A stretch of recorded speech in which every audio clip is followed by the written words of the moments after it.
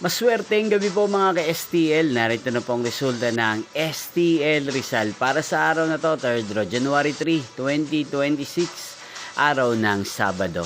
Naway ang mga natayaan nyo pong mga numero kanina ay manalo nawa ngayong gabing ito, 8:45 PM. Kaya kunin nyo na po ang inyong mga ticket. Narito na po ang resulta. Ang mga numerong nanalo sa STL Rizal ngayong gabing ito, January 3, 2026, 8:45 PM, third draw result 27 at 28 in exact order, again 27 at 28.